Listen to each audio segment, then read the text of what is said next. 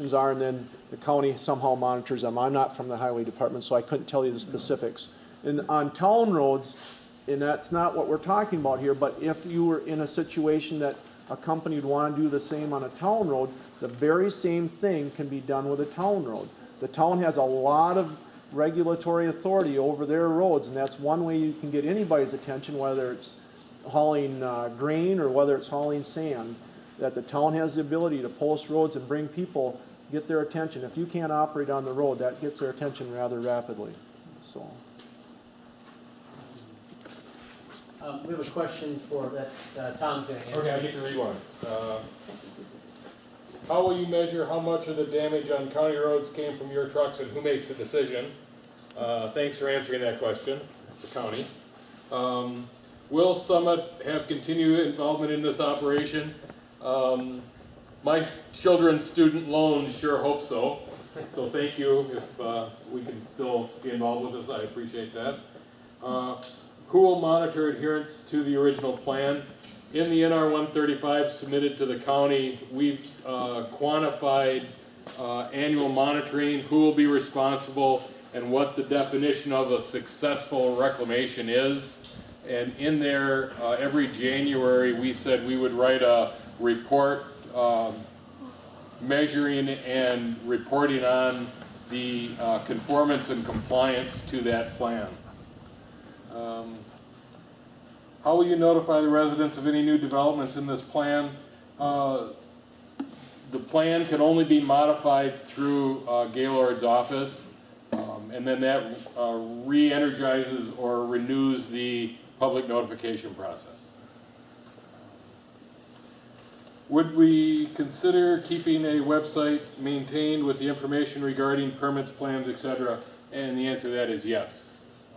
We would, and Doug's already started some of that with the website that they've got under process. Sure. Someone asked a question. We can answer this really quickly. They just asked, they stated we said something about there is no oil fracking in Wisconsin. They asked, well, is there gas fracking? As far as we know, there's no gas or oil fracking anywhere in Wisconsin. It isn't. It just isn't here. So. This is kind of a follow-up to one of the ones Tom had. Can you give an examples of other land restoration projects you have completed? We have restoration plans approved in Wood, Trempealeau, Buffalo, Barron counties currently. There's only one other group that we've met that kind of had the same vision as these guys and were willing to leave, 16 million tons of sand in the ground. And that project has just started. Down in Buffalo County. It's a very similar design. I think it was the first bluff trail that was proposed and approved. It's kind of like a new house construction now. They've just broken ground, so it doesn't look real good now, I'll be the first to admit, but I'm going there every 2 weeks, and these guys have absolutely followed to the letter the stormwater and erosion control plan. They've done an excellent job, I think, in the way that it looks from the road. Well, you can't see it from the road. You can see it from a couple miles away on a township road, but even that won't be seen after probably a couple more months. And the thing about these bluff trails is that when you have a perspective and you're 100 feet down from even the middle of the bluff or the upper bluff, because the trees aren't taken out either above or below the cut or above the cut, just your perspective alone makes it difficult to see what's going on up there. Obviously, if you're up on a hill looking down or straight across, you're going to see a kind of an orangish cross-bedded sandstone. All right, this is a comment rather than a question. It just says, I'm a property owner in the township of Franklin, a resident of Monroe County. Monroe County has multiple sand mining operations and one in the city of Sparta. We have not found them to be offensive. This is a highly regulated industry. This is very healthy for your local economy.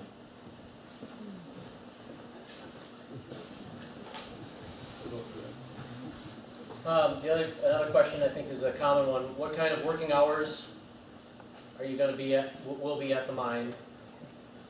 Do we have to listen to the noise in the evening and weekends? And our plan is approximately during the summer hours, weather permitting, we can start, we were thinking, it's probably going to start operations in around April. If you have a rainy April, it'll start in May. So that, there's right there's some time off. But during the daytime hours are when the mining operations would take place. No sooner than 7 a.m. and no later than 7 p.m. typically. Now that's not a guarantee. There's going to be days, if we get a week of rain and we lose a whole week of production, we may work until in the day, it'll be daylight hours. It'll never be after dark. If it's getting near dusk, the trucks will stop running. So, the month of June, we may be able to run until 8 o'clock, but that's not the typical. The general business plan is to be in operation about 50 hours a week. And so however we can get 50 hours a week, that's about 10 hours a day, 5 days a week. I would prefer not to work on Saturdays, and I don't want to work on Sunday, because I like to watch sports and do other things and take my days off, just like everybody else does. So generally speaking, we have weekends off, and generally speaking, we want this to be a 5-day-a-week operation. It may go into Saturday, but in general, always, it'll be daytime hours in the range of 7 a.m. to 7 p.m. or 7 a.m. to 5 p.m. Whenever we're working towards an approximate quota. If we fall behind, we may have to work a little harder during the month of June and the month of July. But in other months, of course, we'd be done by 4:30, 5 o'clock when it comes near September and October. And of course, this is all contingent upon, what Gaylor talked about, and that's conditional use too. And that's something that's decided, in conjunction with the town board during that conditional use process. So, this is our hopes right now, but all that stuff will be determined later on. Is that right, Gaylor? That is correct. Those are negotiable in the conditional use permit if you get that point.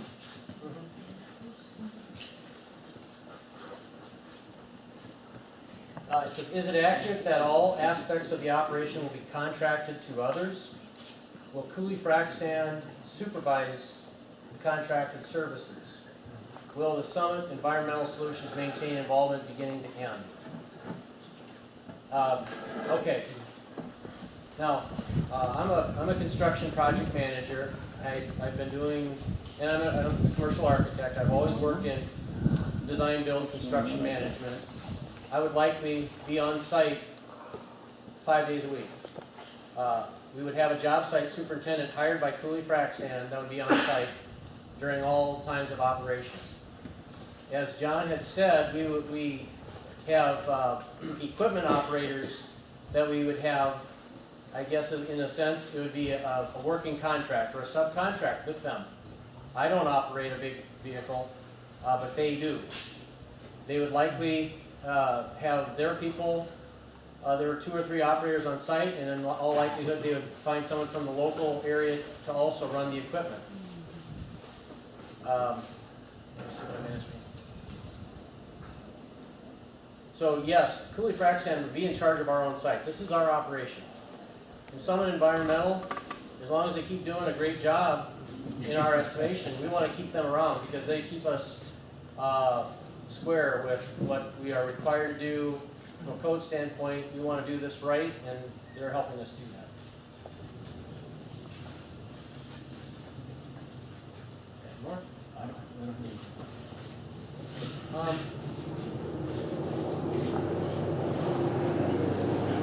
What happens if and when frac sand is no longer needed? I'm assuming if supply and demand, if demand drops for the purpose due to new technologies.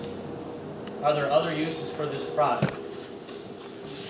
Well, when the economy was very good, there are, like I say, there's 2,500 sand mines and gravel mines combined in the state of Wisconsin.